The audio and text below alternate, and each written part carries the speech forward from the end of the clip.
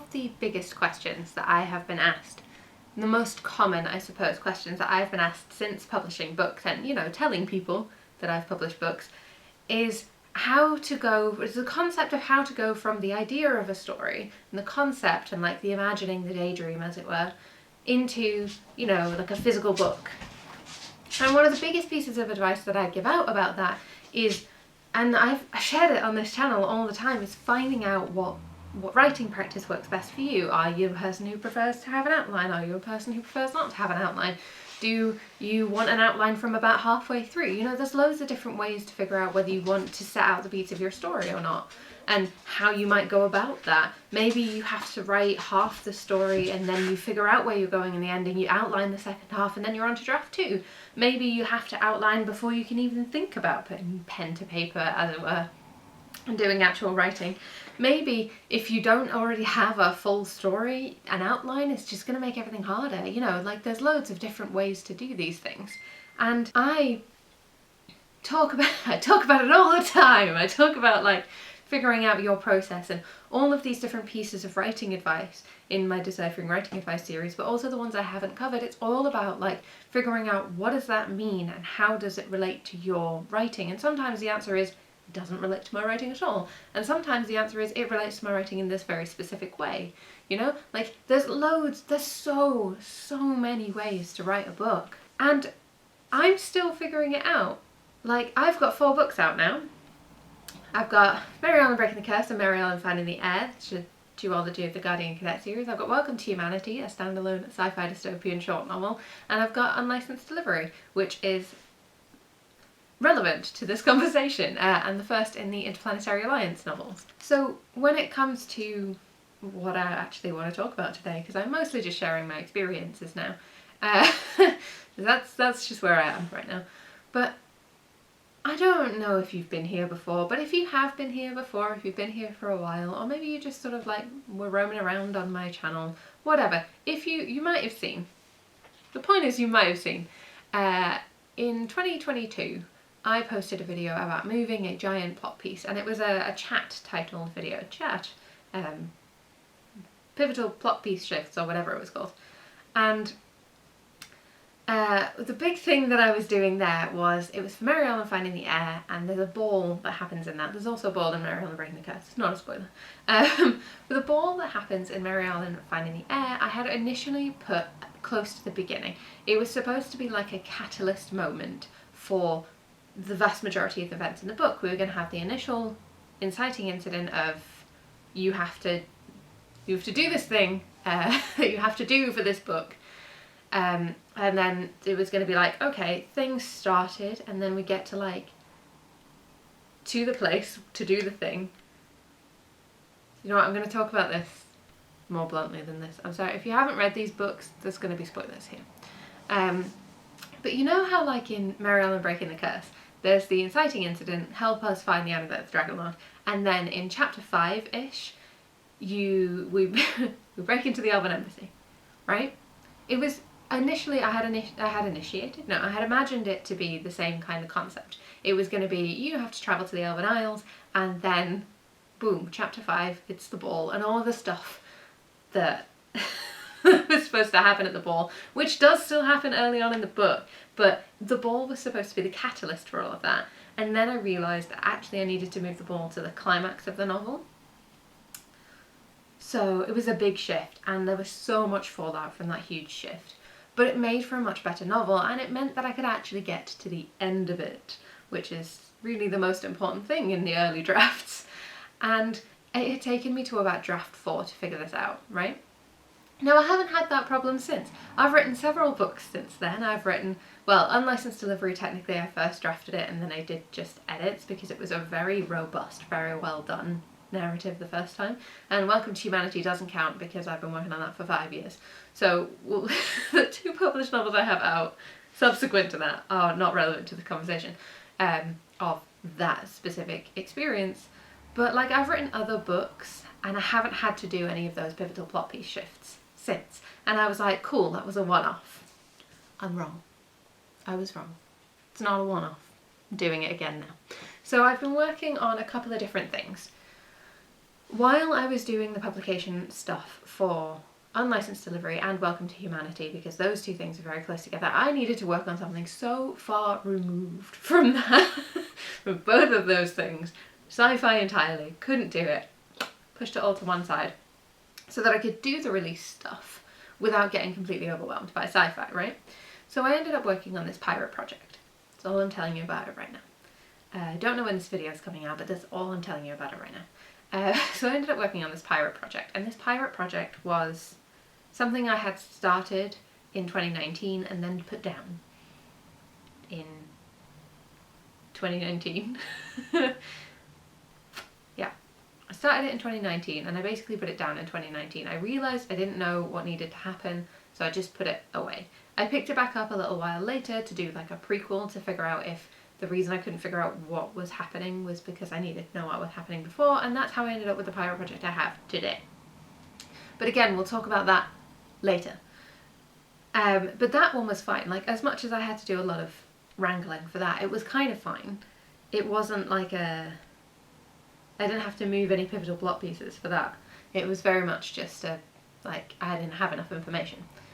But while I have been working on, I feel like it's a long way to get to a small angry planet. No, a long way to get to the point of the video, but while I've been working on the second Interplanetary Alliance novel, so my initial plan for the Interplanetary Alliance novels, if you're interested, was there were going to be 10 of them, or possibly 9, and they were going to be all different like crews in the same universe, right? It was going to be like all different crews in the same universe, all different ships and stations and maybe even a planet, who knows. But like I've said before, moving something from an idea to a novel is quite a difficult thing because what you have to do is you have to figure out whether your idea is robust enough to become a novel, whether there is enough to it for it to become a whole novel, or whether it's a short story or like a longer short story or a novella, or like, you know, there's all of these different lengths that a story can be, and it becomes a question of how much story do you have from your idea. So the Interplanetary Alliance novels, I had 9 or 10 ideas, and then I've tried writing a couple of them, and some of them are not full novels, which doesn't mean they're never going to happen. It just means that maybe there's going to be like Interplanetary Alliance novels and then Interplanetary Alliance novel like story collections, as it were. So like there's one story that I have entitled that's set, I'm not going to tell you the title. There's one story that's set on a space station, and initially I was like, right, and then we're going to have like this bit and that bit and the other bit, and I realised that those 3 bits didn't actually come together to make a nice and progressive story. So in all likelihood it's going to be a short story very much focused on the initial thing that gave me the idea, right? And that's sort of how this thing works sometimes. But I've been working on the second book and I got completely stuck, and I was really worried that that meant that there was only ever going to be one Interplanetary Alliance novel, because I've said in the back of the Interplanetary, in the back of Unlicensed Delivery, that the crew's coming back, because I had written like 20,000 words of a novel for them to come back in, and I knew it wasn't the end of the novel. I haven't reached the end of the novel. But then I got completely stuck and I couldn't write any more of it, and I was like, what is going on here? Why is this so hard? I don't understand what's going wrong here. And then I had a brainwave. And I don't know if this is going to work. I haven't tried it yet. But my wife and I ended up talking about how annoying we both find it when characters get together in book 1. I'm gonna keep using the Guardian Cadet series. Yeah. So at the end of book 1, Mary and Calic get together, and then in book 2, they stay together, right? But my wife and I were talking about how annoying it is when characters get together in book 1, but then in the next book, I don't know if it's that the author doesn't know how to fit the love interest in while trying to make the protagonist feel isolated and like they have no one to lean on, or if it's that the publishing company doesn't really want that to happen, or if it's just that this has happened so many times that people are kind of replicating it without really giving it too much thought. I don't know.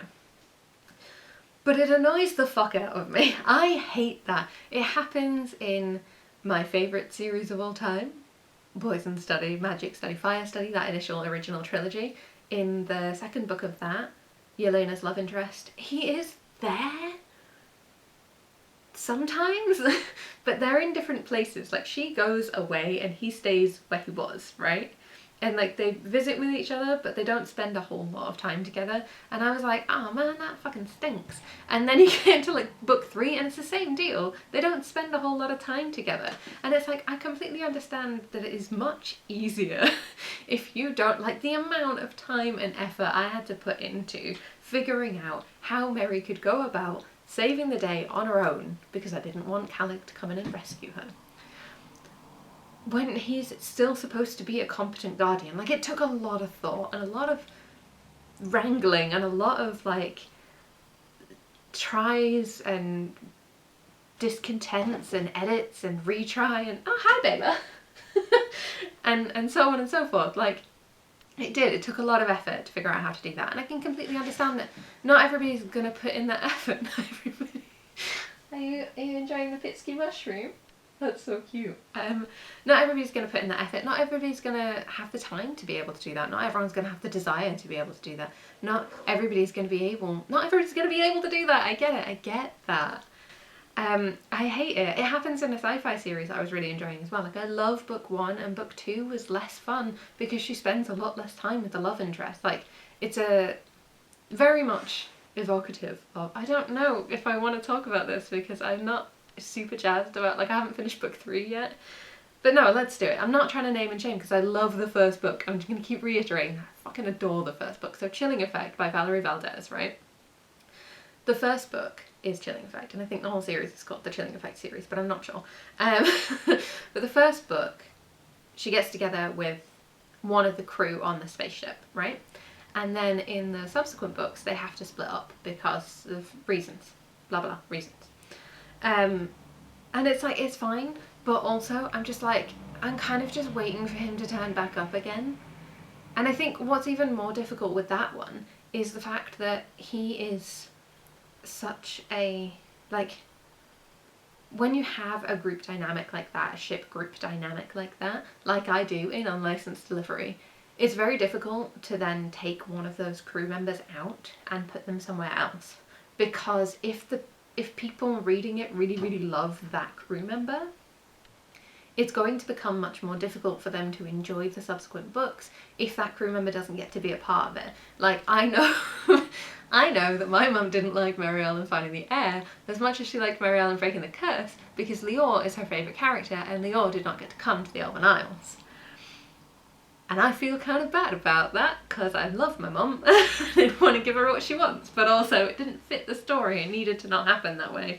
So such is life. And basically, when it comes to trying to write book 2 in the series that I'm writing, in the Interplanetary Alliance series, writing book 2 in the Interplanetary Alliance series, I've been trying to write this thing. So they go to a place. Oh my god. I'm trying to be vague enough that I don't give spoilers. They go to a place and they do some stuff.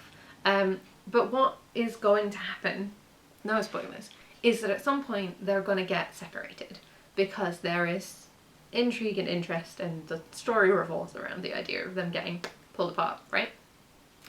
For a big reason, big story reason that I can't tell you about.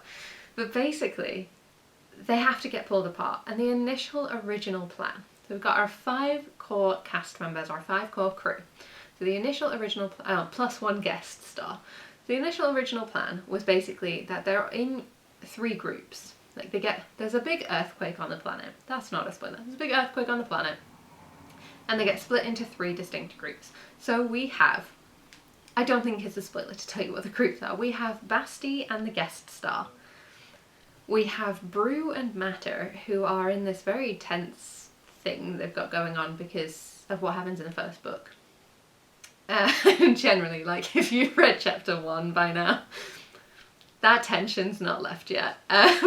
But basically, yeah, so we've got Brew and Matter in a group, we've got Basti and the guest star in a group, and we've got Cyraxen and Dime in a group. And those two, it's not that they don't get on, but like, with Brew, he's a soft boy.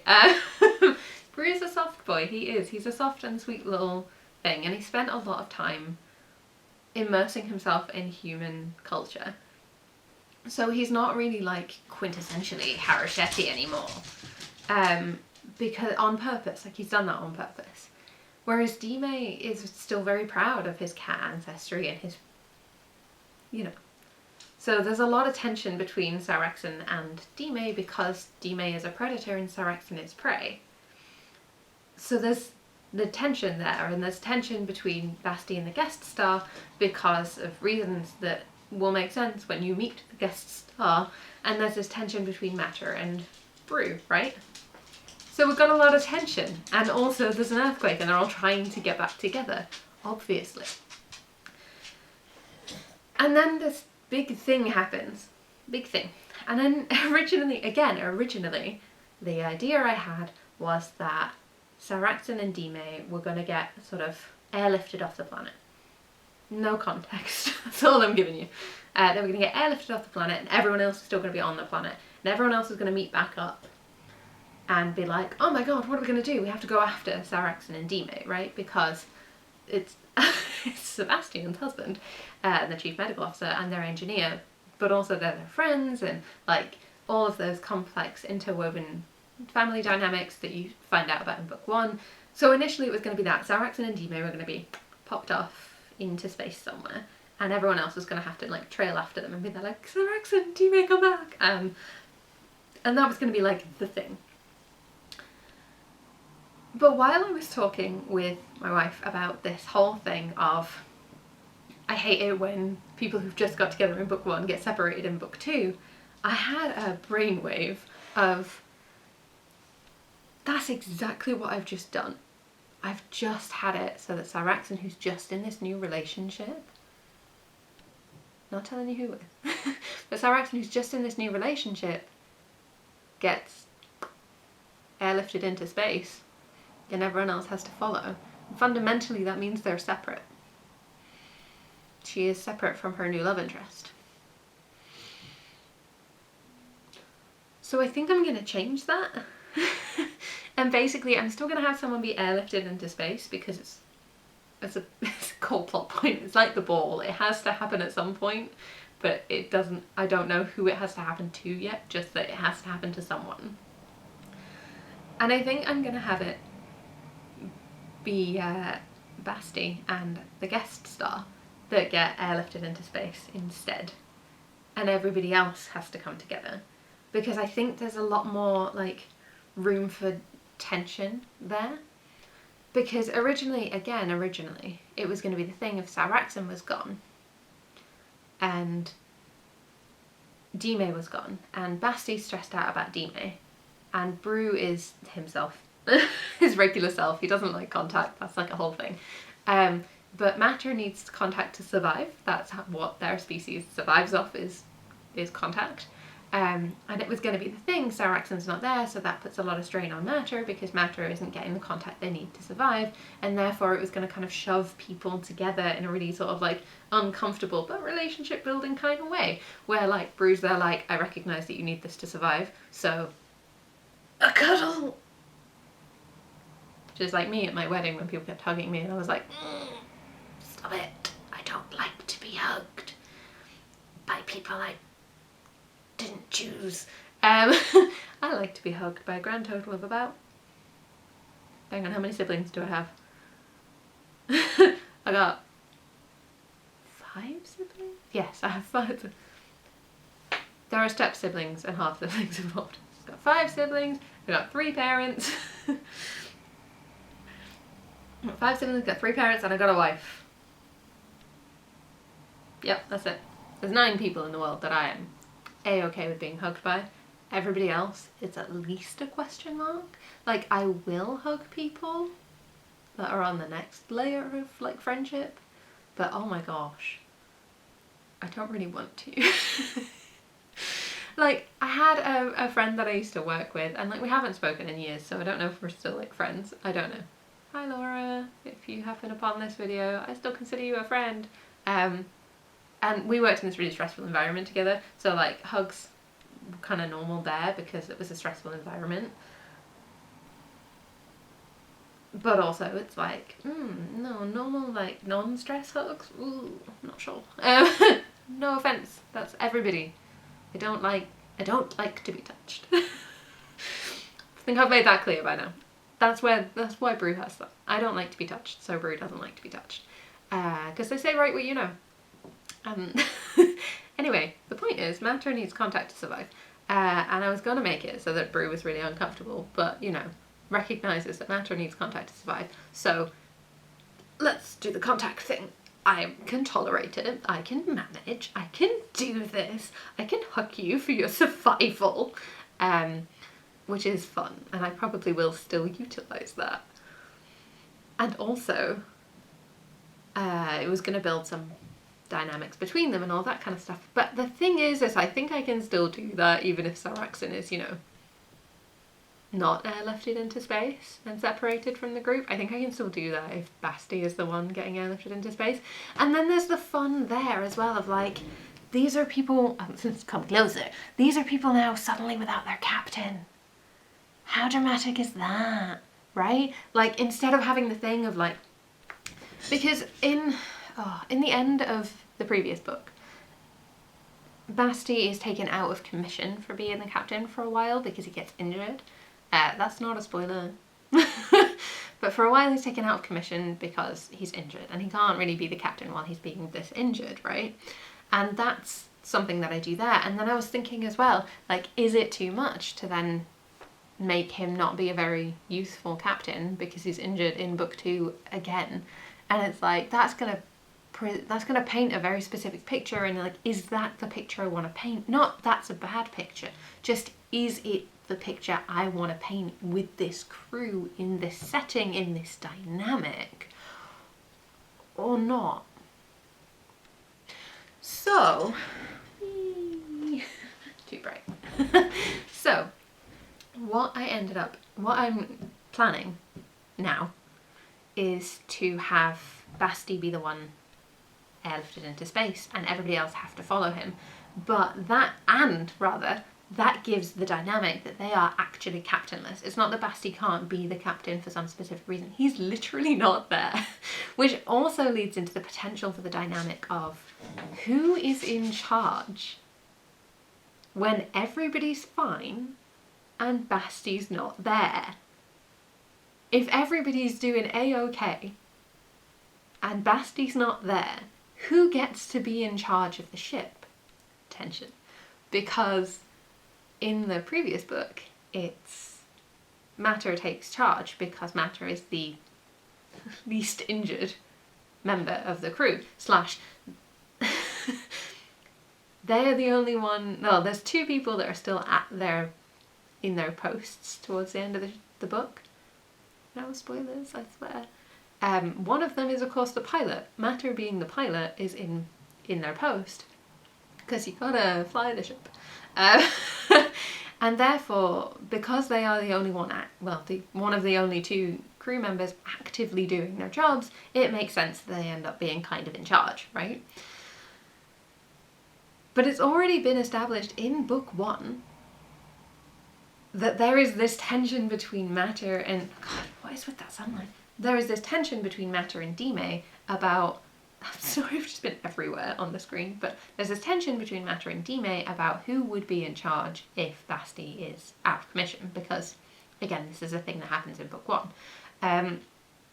And there is this tension between them because Dime is Basti's husband and also co-owns the ship. Like, surely he would be in charge. And Matter's like, have you ever been in charge of a ship? I've been in charge of a ship. Have you ever been in charge of a ship?